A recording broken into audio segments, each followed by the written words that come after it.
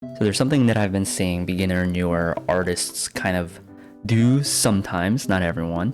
It's they don't understand how to do boxes or how to use boxes to build the figure's torso, using boxes to find, the torso and construct it. And if they're also a little bit confused by why we use boxes, and some people are even like anti-box, which, you do you, I don't care. The idea of boxes is to really show the perspective and to place the torso in perspective, and also to provide structure, to find the side angle and the front angle. And if you can think in boxes, then you'll be able to sort of light from imagination. So I kind of have the setup here.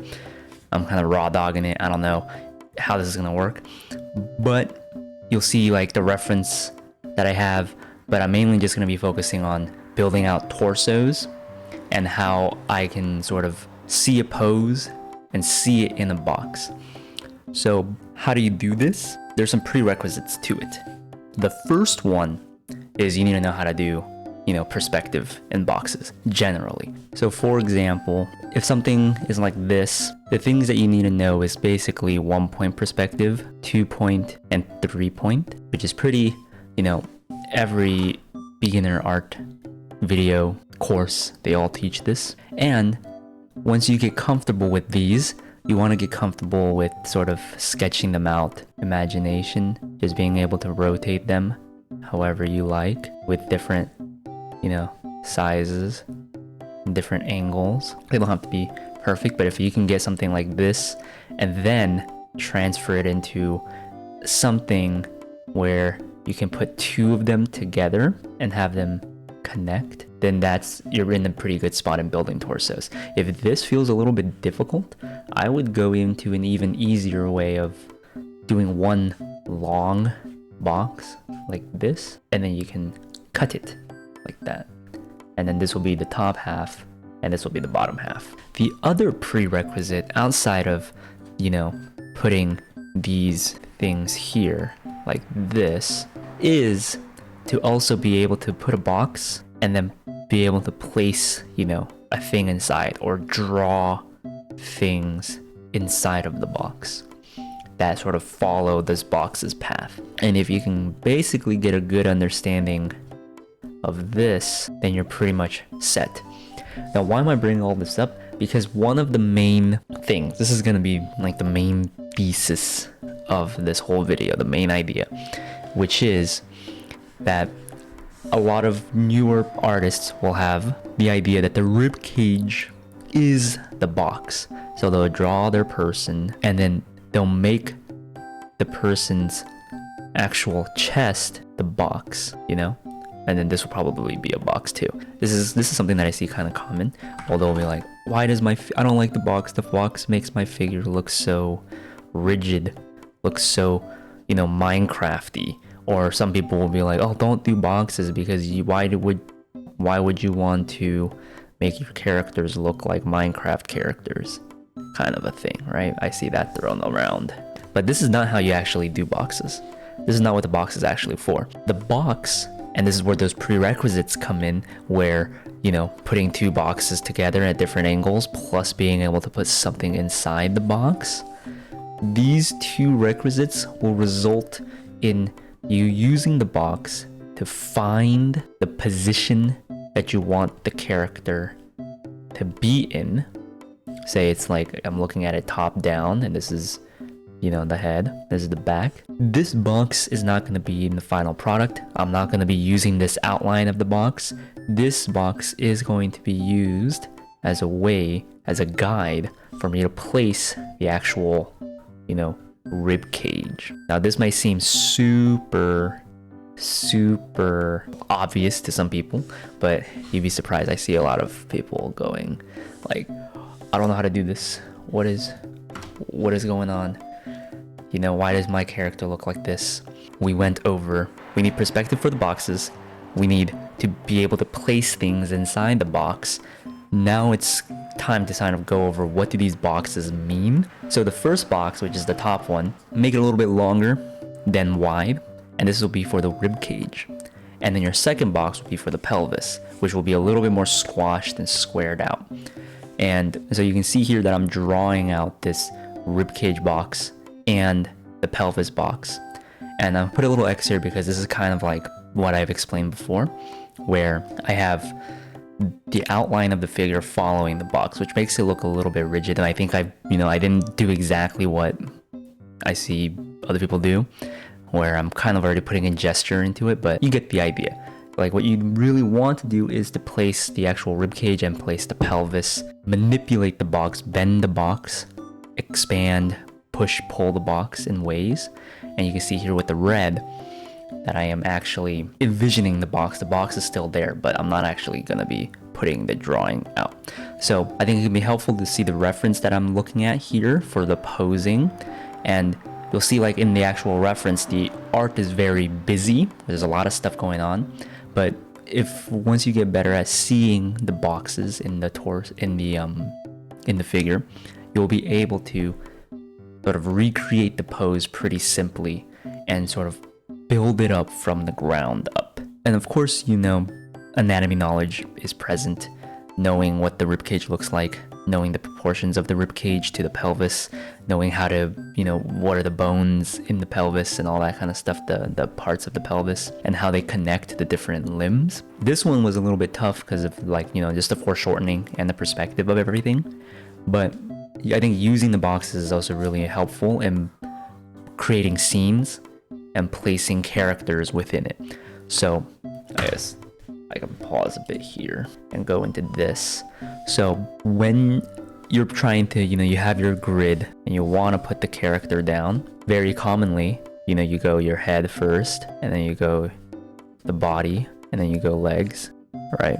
And that could be, fine and dandy and everything. But for more difficult perspectives, say if you want, something that's like this kind of a perspective where it's like very top down heavy, where you're sort of like you're looking down at the subject like this, I would probably start with, it would be helpful to start with having the box of the rib cage and then the box of the pelvis, and then you put the head last. Now this is kind of a little bit disorganized, and I'm bringing this up here, but this is another way for the boxes to be helpful, to sort of showcase the perspective foreshortening of it. Because having this structure here so clearly, you'll easily figure it out. But anyway, let's talk about what's happening here. So by having the two boxes, you can also, contort the form. So if you see the reference that I'm using and then what I'm actually doing here, is that if you understand the different angles and how to draw boxes from any angle and from imagination, then all you need to do is just, okay, so I want the torso to be facing this way, and then I'll just have the pelvis face this way, and then boom, now all we need to do now is just to connect it, right? And that's what you kind of see me doing. And this is the reference that I'm pulling from, that I'm looking at here. Look at your references really small, so that way, you're sort of getting the big picture, and also draw small too. Or that's a big asterisk to the draw small thing. When you're starting out, draw big, and then when you're trying to do like the figure and stuff like that, do small. But anyway, having a skill like that is really helpful with this and just with drawing in generally, because then you'll be able to have a lot more freedom in how you want to pose everyone. And of course, I think a lot of beginners, they're always like, so if they are like really into the whole construction phase, they take it too rigidly, and it's fine to push things and just like break out of the box. I'm not saying that everyone has to do the box. I just think that the box is really helpful in sort of putting things and making things feel solid. So for this one, it's also kind of tough because a lot of stuff is overlapping and foreshortened, where you see the pelvis area. This is where the box is kind of helpful, because if you know the actual like how to build a pelvis from a box, then all you need is the box, and then you can figure it out. So this is how you build the pelvis from the box. Here's the midline. You can cut out the V shape here, and then here would be the iliac crest, the coccyx, or the tailbone. I think my names might be a little bit wrong. I'm a little bit rusty on my anatomy, right? and this is probably going to be a lot lower and a lot bigger. And then here would be, I like to simplify it with like a ball, but you know, this is where the great trochanter of the femur will come out and bring it down. And for women, it'll be like out more, and for men, it'll be a bit, you know, in, for childbirth reasons, you know. So if you can build this out of a box, or just at least have that knowledge, you'll see here that I have this box idea, and I cut it just like how I cut it here, you know, just like how, like right here. I cut it, and then I put my little, you know, masses here, and then I just connected the legs. So it's pretty straightforward once you have like a lot of like foundational like knowledge of things, and using the boxes is like a gateway step to that, to getting more of that foundational knowledge. So you see, I'm not outlining the actual box for the silhouette of the figure. I'm doing, you know, the actual rib cage that's inside, and I'm just doing some shading for funsies. And even with my shading, you know, it's really rough, but you know, some of that cross hatching is trying to follow the box's form to sort of give a little bit more structure to it. So this last one is from the middle reference, and this one, you know, is already like, is very busy with the final illustration, but it's just sort of being able to see where the angles are and how to sort of pose it. But you can see how like the box, and if you are like a beginner, you don't need to, you know, go to this level of construction detail or like, you know, planes and forms, but just using that box as a starting line to sort of do a simple rib cage egg and just connect it to the shoulders, pull the arms out of it. I think it'll give a lot more 3D feel and have your drawings look less flat. I think I got 2 more. So this one is sort of me pushing the form like in the reference here, and it's the boxes are the same thing. Like you can, you know, change up the silhouette of your character if you want to do character design or anything like that. You can do the boxes, is just shifting the size of the box. And here is like, I have the box in my head, but I'm not actually drawing it out. I'm gonna draw the box in clearly later. And that's where the box is. And then I think I wanted to do one more reference, so I put that there. And for this one, I wanted to push the perspective a little bit more to sort of showcase, you know, it's easier to do like foreshortened or like a 3-point perspective figures. So I kind of just widened it at the pelvis, had the box sort of really bend and smush, and have the figures sort of look like they belong in the space. And here I kind of messed up. I'm like, I'm not really too happy with how I did the rib cage here, but it's whatever. But you can kind of see how I have these boxes down pat, and this is the purpose of the box. So to recap, the box itself, using boxes to draw torsos, the box itself is not the actual silhouette of the body, right? You use the box as a way to place the torso inside. So that's like the main idea. That's how boxes are used, at least to me and to a good amount of people. And I hope that that can clear up some confusion as to like, why do we, you know, like why do we use the boxes?